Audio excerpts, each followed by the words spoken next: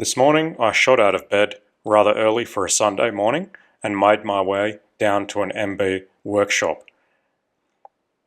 I never miss an opportunity to get to this place on a weekend because there's always something interesting going on here, and today was no exception.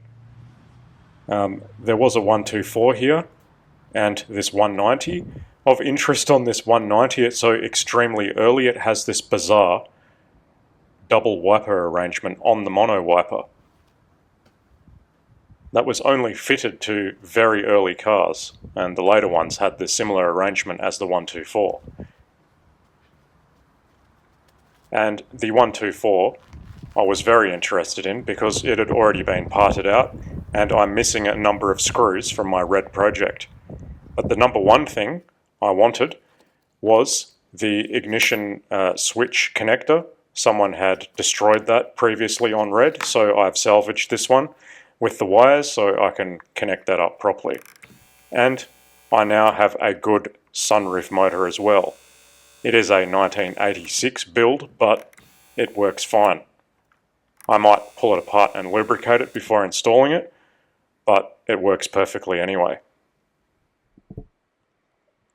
Now, while I was on site, there was also something else very interesting going on.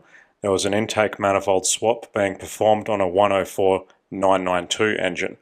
I will let the mechanic speak about that job because I wasn't involved. Manifold with the flap involved. Now, what the problem on this car was the breather hose connection was broken.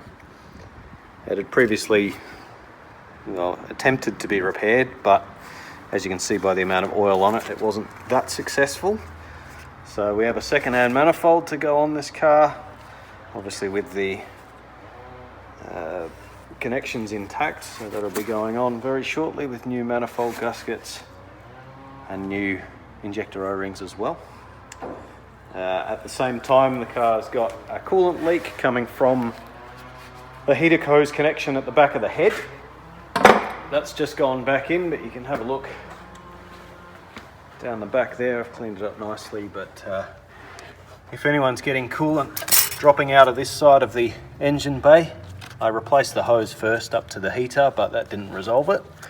Still had coolant streaming out. This little connection here just has another male on the other side with a rubber O-ring on it that goes into the head. That O-ring had pretty much turned to solid plastic. It was no longer resembling rubber, so no wonder it was leaking. Access to that probably could be done with the manifold in place, but since we had a manifold broken, it made perfect sense to do the whole thing at once. And lucky last thing to do on this car, of course, we've got a positive starter harness, positive battery cable starter harness, and as you can see by the state of that wiring, it's not just the main engine harness, which this car's of course had replaced, but it's not just that main engine harness that suffers that issue. These connections go down to the oil pressure sender, the oil level sender, and there's no doubt one other there that is perhaps the starter exciter wire or something. But that will be replaced very shortly. Also on this car, while we were replacing the manifold, I decided to do the oil dipstick O-ring, which is a tiny little push fit O-ring into the block. It wasn't leaking very badly on this car, but since we're in there, it makes easy sense. Now, where we described before, those two breather connections, they sit on the manifold facing down in this sort of area. One of the hoses is a short hose that goes over to the manifold section right there, and the other one connects all the way down here. You can get the light down there, not really, onto that little, what looks like a brass connection almost, zinc plated, on the back of the air conditioner compressor bracket. I believe that drains back into the bottom of the crankcase. So just removing that starter wiring harness, and as you can see, the extent of the failure of that insulation, it just crumbles away like nasty, nasty, rotten hard plastic.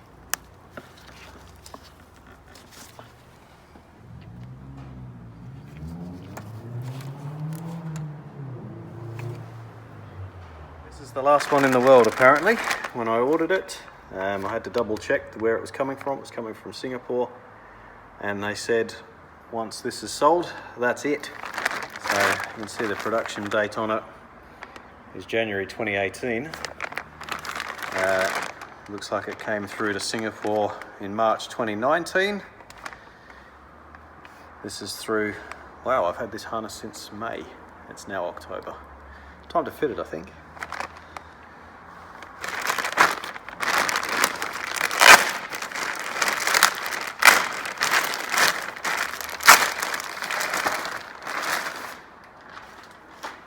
So, not a strip of insulation crumbling to be seen, which is nice. Same amount of wires. It even comes with the brackets to hold it to the back of the oil filter housing. Alto Carbel.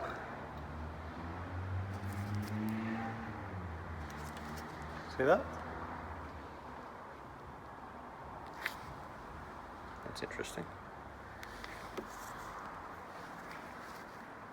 Production date 12th of the 1st, so that must be a designed date. When they updated them and finally figured out their wiring was crumbling, it was about May '94.